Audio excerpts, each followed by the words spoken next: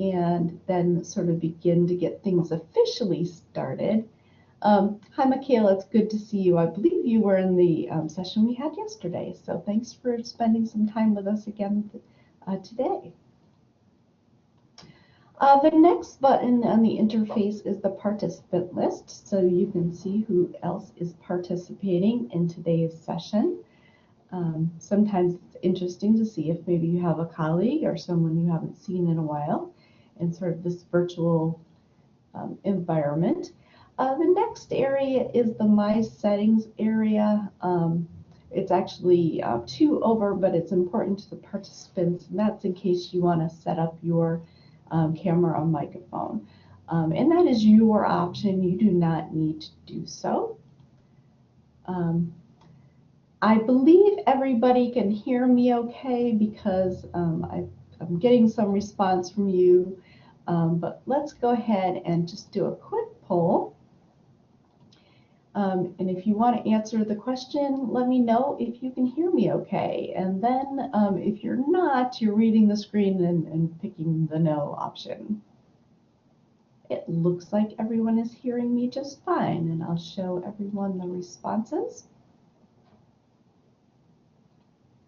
Thank you for participating in that quick poll.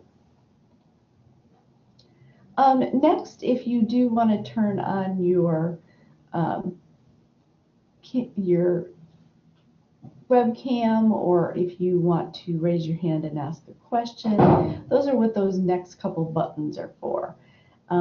Primarily, I see folks kind of interact with each other through the text chat. So I will keep my eye on that as things go along. But again, let's sort of officially get things started this afternoon. You are here in the online course series, the Quality Online Course Series, Accessibility, Usability, and Student Support. And that actually aligns with the Quality Matters Standards 7 and 8. 7 and 8, 2 standards. I've got a lot of things to cover, but I think today we're going to be very practical. I'm going to try to give you some real practical resources in order to help with accessibility, usability, and student support in an online environment. I'm going to throw another question out there for you. Answer in the text chat area. How many of you are already teaching an online course? And while you're answering that, I'll officially introduce myself. My name is Tracy Miller, and I'm the Online Teaching Coordinator in Faculty Development Instructional Design Center. And along with those duties, I also teach a course for ETRA, and it's called Learning in the Digital Age. So I will definitely be sharing some of my experiences, and for those of you who have taught online or even have some blended experience, I'd be very appreciative of hearing from you too. So what are some factors that influence the success and a successful environment for online students? And there's a variety of things that kind of contribute to this.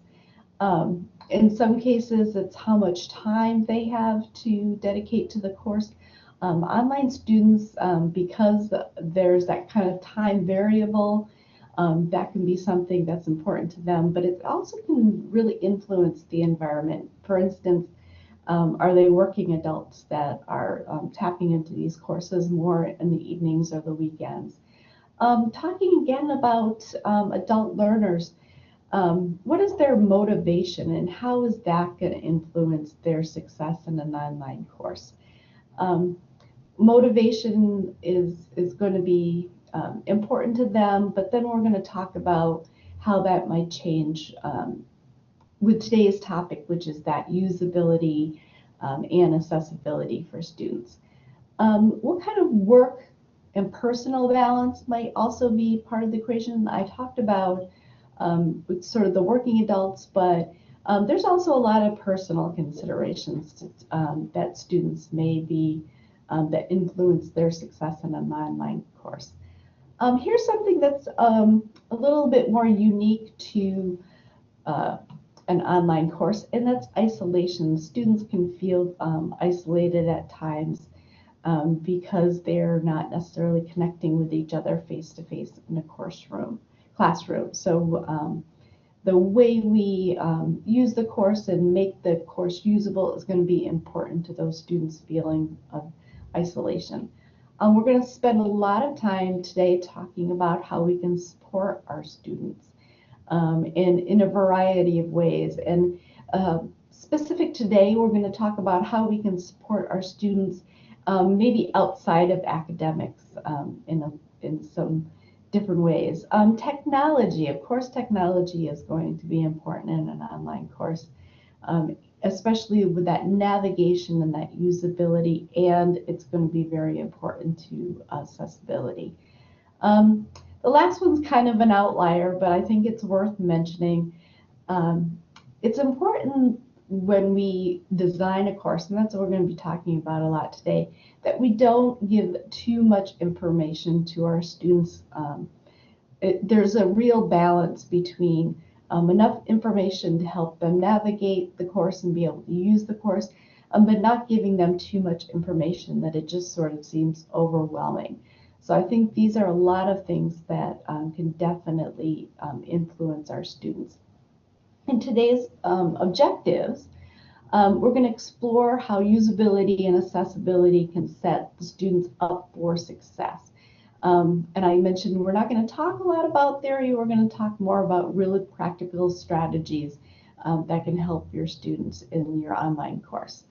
Also, we're going to learn how to connect students with valuable support services. And again, those are going to be those support services that are maybe outside of how we normally, as instructors, support our students. So let's start about one of my favorite ones, and that's usability. And what does usability mean? Well, it means we want to help students really be successful in being able to use and navigate within your course. And that's so that they can really concentrate on the content, on the academics, on the topics that you've chosen for them, and they're not being bogged down a lot by navigation and sort of how to get around in the course. So here's some things when you're designing your course. Really plan out the navigation for the course. Think about what it means to the students when they're first entering the course and how they're moving around in the course.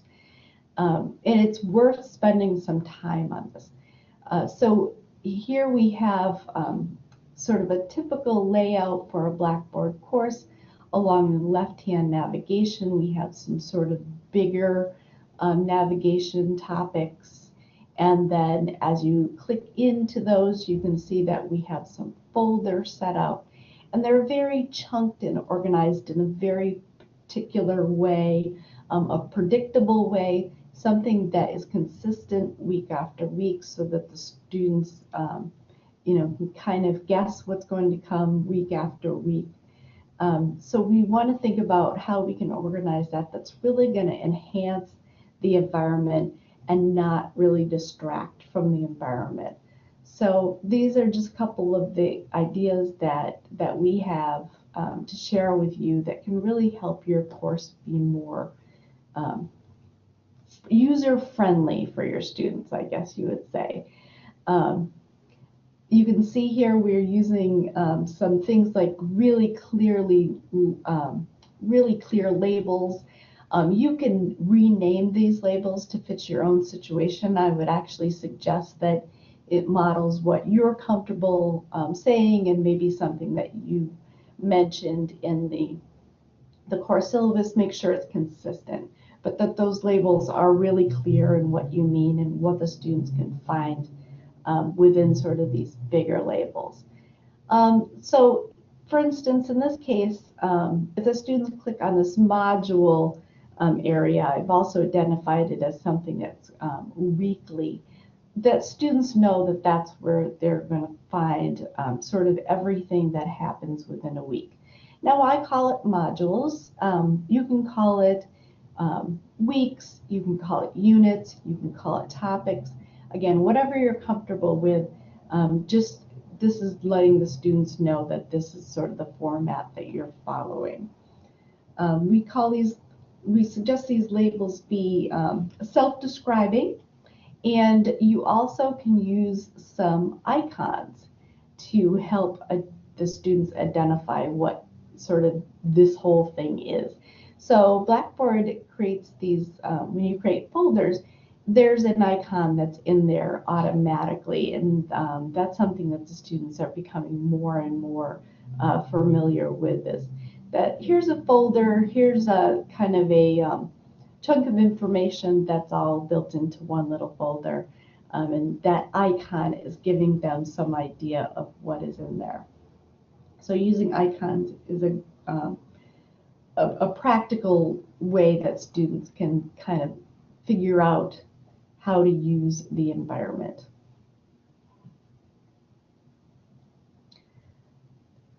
Okay, so let's jump ahead, unless we have any questions on usability, to accessibility, because I think this is a really important topic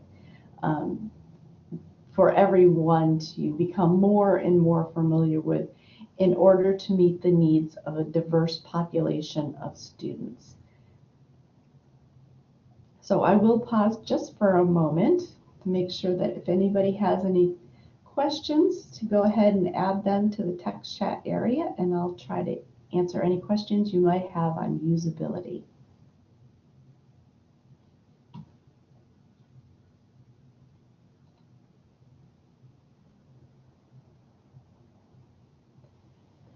So I like to talk about accessibility in terms of my definition of what I think accessibility is. And so I combed through a variety of resources, and this is where I sort of landed what sort of resonated with me. First, it refers to the quality of being available when needed. So, you know, how available is anything to the students? Is your course, is your content, how available are you when it's needed for your students? I just saw a text from Jan, so I want to make sure I address that.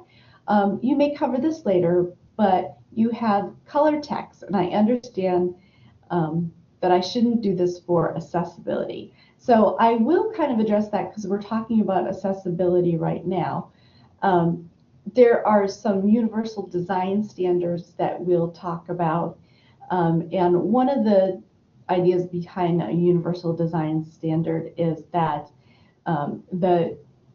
not so much that you shouldn't use color, but the color should really have some contrast to it.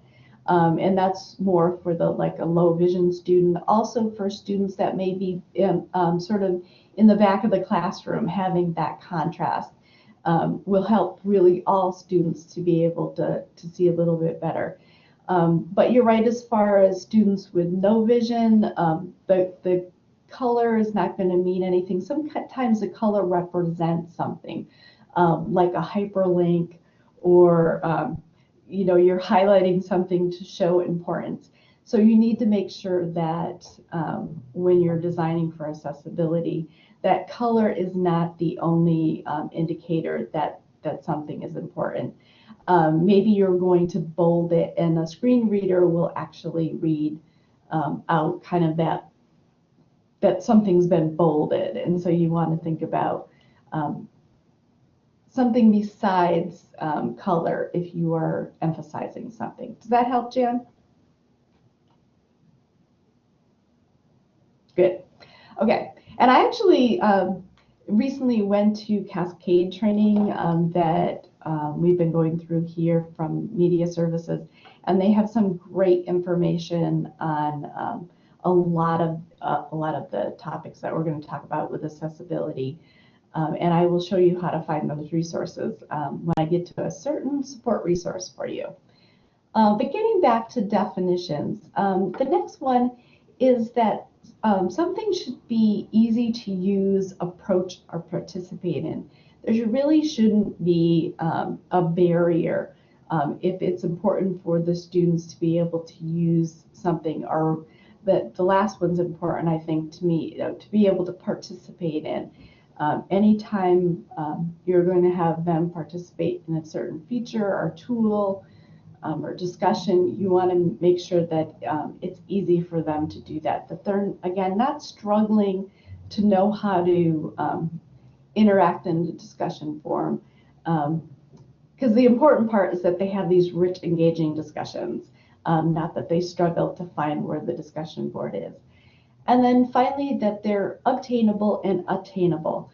So this is kind of an interesting concept to me, because accessibility is for the most diverse amount of students. And so everything should be attainable for your students, even if that means that there's a technology that you're using and it maybe has a low or no cost, because that can make it difficult for the students to participate in the activities if it's something that they can't afford.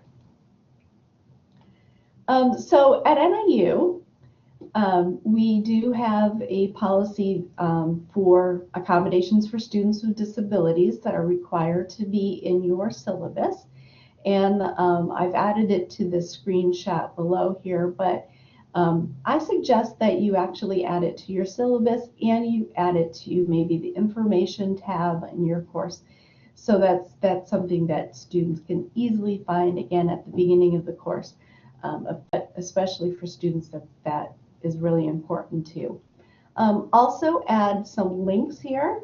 A link to the Disability Resource Center makes it just really easy for the students to find if they need the services from the Disability Resource Center, and then even some more information, just helping your students know that this is important to you, and that you are doing your very best to help your course be as accessible as possible. So I've added one here about the Illinois Information Technology Accessibility Act, and then even some information on web accessibility. Again, just to kind of help my students to begin to navigate through the course and be able to find those early resources that they need. So here's also some things that I will let the students know about regarding our Disability Resource Center. Check out these resources for others besides your students. I think this is kind of interesting to me. There's services for faculty and staff, and even information for parents on a variety of services that are out there for anybody that would appreciate the services from the DRC. And then there's also information on accommodation procedures. So review those. It's always a good idea to have some information about accommodation procedures up front before maybe you get an accommodation letter from the DRC regarding one of your students or many of your students. We just did talk a little bit about universal design, and that's because Jan had the question on it. But I'm going to talk a little bit briefly about universal design. But Dan Cabrera and Von Johnson here in Faculty Development have been actually doing a 3-part series on universal design. So if there's anything that you want to dig into more fully, definitely look for those. I even think there's one tomorrow, which is part 2, but they've also been recording them, so you can definitely check those out from our recorded archives. But there's these principles of universal design that if you at least start with these universal design principles, you're going to get at a lot of these accessibility issues. And so there's the principles: equity, flexibility, keep things simple. We always say keep it simple, right? That's going to really help just that diverse population of students. Make things clear, that don't have a lot of errors, don't make things physical effort, which you think of more as in a face-to-face course. But there's definitely some things that we can do in online courses that we want to make sure that our students are able to physically engage in the activity.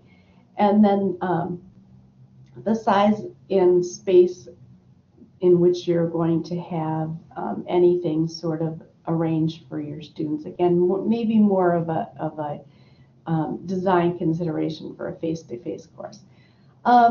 Question from Matt: to incorporate UDL principles, are we able to have someone at NIU's closed caption any videos we wish to use? In the past, we had to wait for someone to request an accommodation, and it would be beneficial to incorporate this prior to someone requesting this. Sorry to get sidetracked. You're not sidetracking. You're almost leading me into my next, segueing into another part of our discussion this afternoon. So I will definitely talk about closed captioning. Since you asked, I'll just bring it up right now.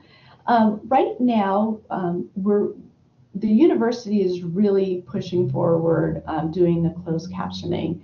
Again, before you get that accommodation. Closed captioning, there's been more and more research that show all students benefit from closed captioning. Students actually like to see closed captioning. It helps them to sort of read along and see something happening. It also helps students that English is not their first language. They can sort of read the closed captioning. So there's a variety of reasons that closed captioning is really important even before you get sort of that formal accommodation letter. So as far as who can help you with that, if you're involved with course design through e-learning services, they have transcriptionists and closed captionists that they have employed in order to kind of bring those courses up to that best design standard.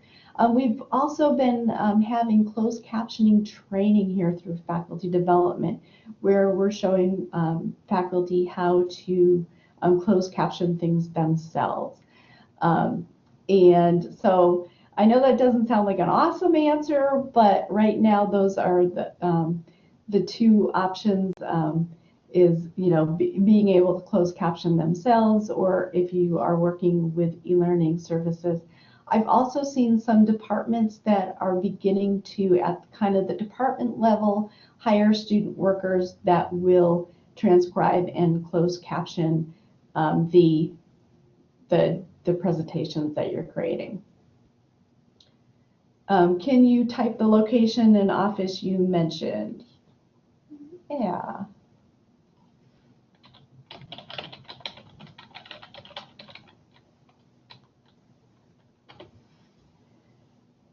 Just put in NIU e-learning services and you will be able to get a hold of their office. They are always willing to discuss and talk about your courses. They are working at the program level at this point. They're trying to get entire programs designed and developed. So I'm not sure. It's not quite just ask to transcribe and they will do it for you. But certainly if that's something that you're already working with them, that they'll be glad to do. Jan, just a side note, if one of those closed captioning hands on courses could be held on Monday, Wednesday, Friday, that would be great. I will look it up.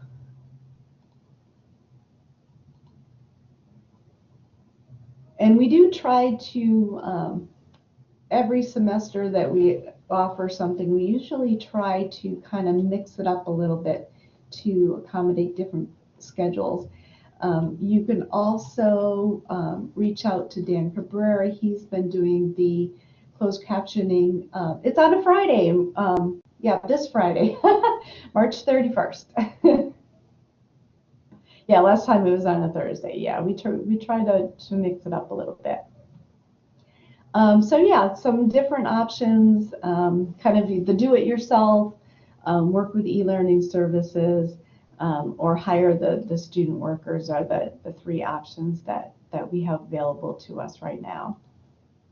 There is the DRC, I take that back. The DRC has a service right now too, so you can reach out to them, which they will do the closed captioning. But that's actually the most expensive. That is something like $3 a minute for transcription. So there's your options for you. So here are some alternatives to just maybe your normal flow of how you would design a course. And you can see this is a screenshot of a MOOC that we developed a few years ago, perspectives on disability, and the closed captioning showed up at the bottom like this. And if you can believe it, what we actually do is we use YouTube. YouTube can auto-transcribe, auto-close caption, but it actually really comes out horrible, so it's easier to kind of just type in your own transcription and auto-sync, or create a script ahead of time, kind of work off that script, and then upload your transcript into YouTube. So YouTube is actually one of our highly recommended ways to transcribe your presentations.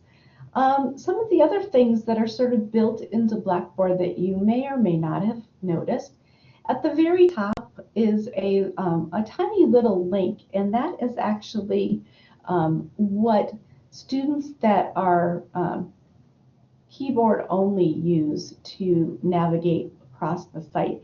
And that's something that Blackboard does automatically based on how you kind of structure your course. And so that kind of goes back to what we said about having very self-describing labels and being very organized in how you chunk out your content. Because however you do that is going to become your quick link, and that is how keyboard-only students are going to be navigating through your course. So it's really nice that Blackboard has that built in, because that is kind of doing the work for you, really. A couple other things that are really easy to do and makes your course more accessible is to convert Word documents to PDF. And what that will do is that will make any of the content that you have in a Word document that's then converted into a PDF, it'll make it able to be read by a screen reader for students that have low vision. Also, make sure you use your visual tags when you upload an image or a graph. And so if you've done that before, you might have seen that screen pop up that, well, it might ask you if you wanted to open up in a new window, and then it'll say image description, and that's going to be that text that the students use that are low to no vision and need that sort of visual information read out loud to them. Also, talk to us if you get an accommodation for students that need something like extended time on a test or some other accommodation. And that's done quite easily now through assignments. It's actually a test exemption area, which will easily allow you to extend the time that a student has to take a test. For instance, if they had a time and a half accommodation or something, it's very easy to do. And then finally, give your students some choice in assignments using different modalities if you can. Again, that sort of helps students that learn differently, that maybe have some different learning styles, you might say. If you can give them some kind of choice in maybe how they can demonstrate their achievement of your learning objectives. And this is sort of outside of Blackboard, but if there's any outside technologies that you incorporate into your course then make sure you link those policies to that accessibility policy to an external technology. And so I have this example here that I've used this certain technology a couple times. It's called VoiceThread. So students can create presentations, and then other students can watch their presentations and annotate kind of within their slides, so they can watch it at a different time, but then they can kind of incorporate their annotations or their comments into sort of this this running presentation. Also, you can use it for grading presentations if you'd like to do that. But again, I've used this is outside of Blackboard. So I did a quick search of VoiceThread accessibility, and I did find that they had an accessibility policy. So I was happy with that they are definitely dedicated to making their technology as accessible as possible. I also like that they talked a little bit about some other maybe invisible disabilities that we don't normally think about, and it's important that we address the needs of all of our students. I also really like this particular accessibility policy because they talk about students being differently abled users instead of students that are somehow incapable of something. So I really think that starting with a positive outlook like that is a great way to kind of approach accessibility, again, for the most diverse body of students. So we're going to switch to academic support and student services. So I want to make sure I pause for a moment and talk about any questions that you might have on accessibility. But again, I would recommend that really to dig in a little bit deeper on both universal design and accessibility, that you spend some time with Dan and Yvonne and those universal design workshops that they're hosting. Again, 3 different workshops. There's a lot to consider when we talk about universal design and accessibility. Also, reach out to the Disability Resource Center. They're going to have a lot of good information. I know when I get accommodations from students, I kind of tap back in with them and ask for any input or advice they can give me.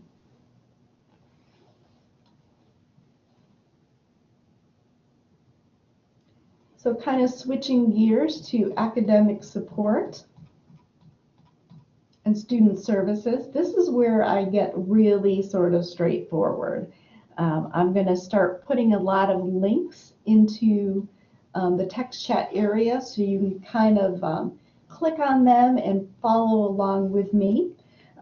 This is something that I've been doing a lot of sort of investigation on. I've been trying to find a lot of supports specific to online students, and this actually was in NIU Today the other day, and so I was very happy to see it. Someone has done some of that work for me, and they've created this this tutoring page for students to be able to find a tutor. They are doing more and more in which like short videos for students to watch. So if they're online, they don't have to come to campus and meet with a tutor.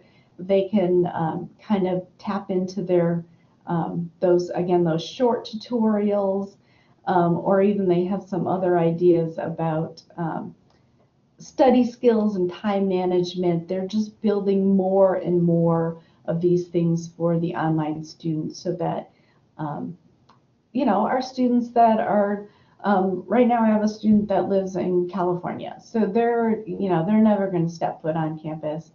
I have another student that's in Chicago, so she's not going to come out week to week. So having these support services, I'm really getting sort of excited about it. This is fabulous. Yes, this is where I get really excited, Jan, because every time I find more of these support services, I'm just thrilled to be able to share them with everybody. The next one is our library. I want to make sure I grab the right resource for you. There are lots of services that are offered through our university libraries. Things like how to cite things. There's an e-reference bookshelf. Of course, there's the journal databases and finding things and requesting things. But I thought this Ask a Librarian was kind of an interesting thing. So if you go to the site that I just put in the text chat area, at the bottom you can find a subject specialist. One of the great things about our library is having unique people that are subject specialists that can really help with your research and help support students. But you can actually chat with them. And you can see you can chat, email, or text them. And such modern services now. I'm always excited to share this with all of you that come to my workshop, but also with my students if I think that I have a project that would really benefit them in finding a librarian and having that subject expert there to help them guide them through their research. So I love that one. The tutoring that I just showed you actually mentions the writing center, but I had found this a little bit earlier. Where am I? I opened up all of these. There we go. The University Writing Center has online tutoring sessions. So if your students are struggling in their writing and they're online and you feel like, well, how are they going to come to the Writing Center? They're actually using Google Hangouts to have these virtual online sessions to help students with their writing. So I think that's really innovative. That's really amazing for the Writing Center to do that. And I'm hoping more and more of these support units will start using this sort of Google Hangout idea. Again, I am finding more and more online resources. My one wish, and share with me if you know about them, is that they had some more extended hours.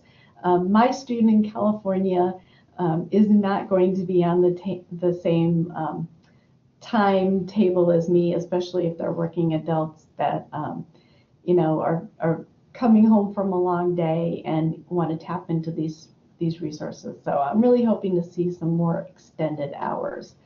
And I think we may see that with that tutoring kind of compilation at the beginning, because they're looking for student tutors and they're probably going to want to put some evening hours into. Again, look for all these different support areas for you students. The Access program is having more and more sort of online requests, online options for students. The Career Resource Center is another one that they have a resume builder. They also have this Husky to Husky online mentoring area where they match up an alumni with a current student that can maybe mentor them through their career development and get them prepared for their first job.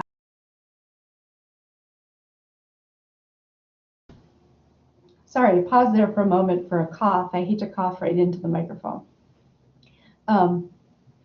So again, just more and more options for students to be able to have these resources available to them, even if they're online. When I send out my thank you to everyone after this session, I will include a handout, and the handout will have all of these links for you. And so when I said we were going to get really practical this time, basically what I'm suggesting is that you just take the links that I've recommended and cut them and paste them into your course somewhere so that your students can easily find them. Or cut them into a instructor-only area. So then if you notice that your students are perhaps struggling with a writing project, you can then refer them to some of these specific resources that will really help them out. Next, any kind of technology requirements that are going to help support your students. Again, support the students, not become a barrier or something that they have to struggle with. Let them know, first of all, what is required of the course, both in terms of software and hardware. I said that backwards. Hardware and software. So if they need a headset, let them know that they're going to need a headset. Maybe even let them know where they can purchase that headset that's going to be affordable. I had that come up in my class this year. They asked if I required a headset, and I did have that as required, but I didn't want it to be a barrier. So I let them know that certainly, many laptops have, built-in microphones and speakers, that maybe they could, tap into a public library, or that, quite honestly, I found at Best Buy there was some fairly decent headsets for under $20, and they could easily obtain them that way. Software requirements. Sometimes there's software requirements. I always try to look for free ones, but sometimes these requirements are important to their learning. And so I think about like a computer-aided drafting software, a CAD software, where it may not be easy to use. It may be a very important thing for those students to be able to use. It may cost some money, and that's going to be kind of built into their technology requirement. So even though we want them sort of easy, obtainable, and affordable, in some cases it's going to be important that it is going to cost them some time and money, but it's important to their learning. And then how to obtain it, I just spoke about. If there's anything that you can point them in the right direction of how they can get it, let them know. Share with them the Anywhere apps. They can be found at anywhereapps.nau.edu. There's a lot of apps that are available to our students, and they can actually get that software.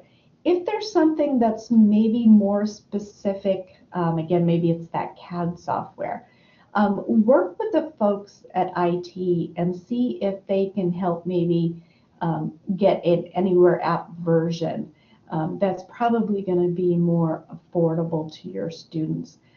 So again, if the whole department is getting something, or that they're going to use it over multiple courses, I would definitely reach out to them. Does anyone out there use any of the Anywhere apps with their students?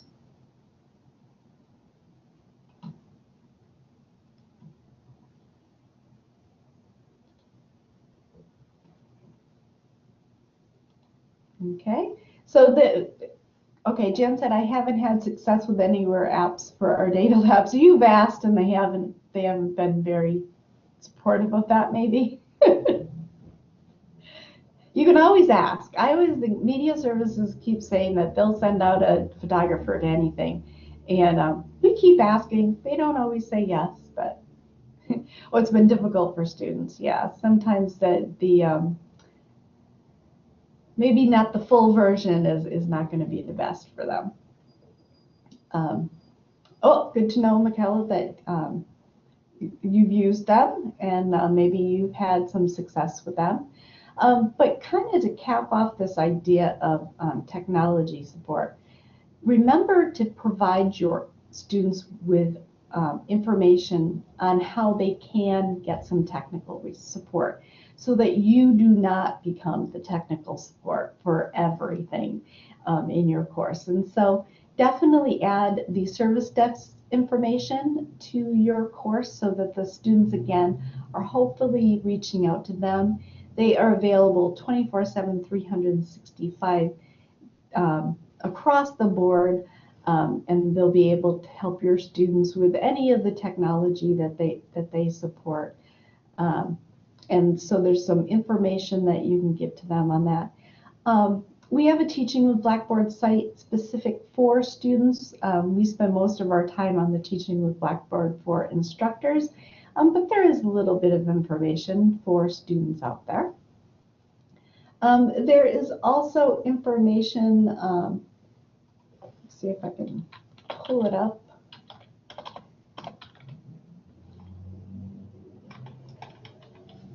For online students.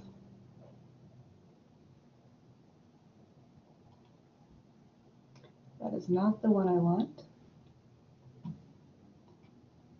Figures this is the one that I didn't pull up already.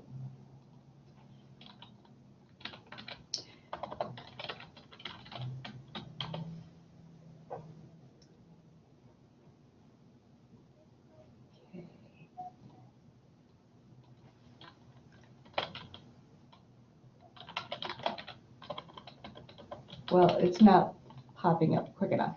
But if you look up NIU online learning, there is a student orientation that will maybe not have everything you need in there, but it's a great place to start for them to kind of test their system and give them some more information on if they are ready to take an online course. Next, this is sort of a newer one again. If you haven't been here, check this out, lynda.com. We have an institutional membership at this point, and these are short tutorials to really full classes on how to use a host of things, and that can really help students learn some things that maybe you're going to need them to engage in the course. So you can see some of the examples here. Let's say you're going to have students use Photoshop. You can point them to some information on how to use Photoshop. There's, again, some great high quality instructional videos that you can find on lynda.com. Way back at the beginning, I was talking about how I've learned some more about how to make web standards more and more accessible for students. And lynda.com actually has some great tutorials on that too. So a lot of different options. If you can't kind of engage in the universal design websites that we have coming up, maybe it's on a Friday this time and now you wish it was on a Thursday, check out these lynda.com videos. They, again, are really pretty high quality. And you can just make them available to your students, and then, again, you're not spending as much time on that. You're spending more time on maybe your more major content. So we're getting, okay, I have one more resource. I just found something. Do you provide the link, or is it a way to embed the link into the course? The link for lynda.com, or yeah, I would put a link to the tutorial. So if you started on a tutorial or something that was on lynda.com, go ahead and kind of copy that URL, describe it in your course. Again, you want everything to be really sort of self-describing, but then allow them to go to that link. There it is, because it's kind of an NIU environment. They're going to have to go through a password environment. So you know, it's easiest just to sort of give them the link to that. I found an online tutorial for academic integrity. So if you want to provide your students with an online tutorial to help them be the most honest in their coursework, you can have them go through this tutorial. There's actually one for faculty and one for students, something that we developed here in faculty development a while ago, but it still works pretty well. I must have looked up too many things. recently that I'm not finding that online orientation that I was looking for. But we are running into the last few minutes, and I'll make sure I share that online orientation link with you in my follow-up email to you. So we've been talking about Quality Matters Standard 7 and 8. And just to kind of wrap it all up, I'm going to read this big, long, crazy sentence to you on everything that we talked about and how it relates to these Quality Matters standards. Quality standards for online course design. So quality online courses have clear descriptions of how technical support is offered, along with access to accessibility policies and services, academic and student support to help learners succeed. And to meet the needs of all students, the course navigation is easy to use. Information on all the accessibility technologies is provided. Students are provided with alternative access to course materials. The design facilitates readability, and multimedia is an enhancement and not a barrier. So that is everything that we covered in the last 50 minutes. So that's really a lot to cover. I think the more I'm finding these supports and things like that, 7 and 8 might end up becoming its own sort of workshop, one for 7 and one for 8, because of everything that sort of needs to be covered. I just talked about the follow-up email that I will send you. I will let you know when this recording is made available. That way you can go back and review it. I'll also give you the survey link in that follow-up email. But if you've got a few minutes right now, I just added the survey link into the text chat area. I really do appreciate your feedback. I do these workshops every year, and every year again I'm looking for more, but I'm also looking to incorporate the feedback that I hear from you. In summary, what we talked about here is how your course design should reflect your commitment to accessibility and usability for all students. It is important to student success, and it's Quality Matters actually because it's an international set of standards. Does not make it a mandatory thing that students, everything is accessible for your student, but we are a state institution and we are required to make all of our content and environments accessible to all students. And then also to remember to take advantage of the tools and the services available to you and your students out there. Again, there's more and more of them made available, and so we definitely want to try to take advantage of them. My name is Tracy Miller, and I'm the online teaching coordinator. Here's some contact information on how to get a hold of me. Thank you again for joining me. I will hang out a little bit longer for some questions, but at this point, I'm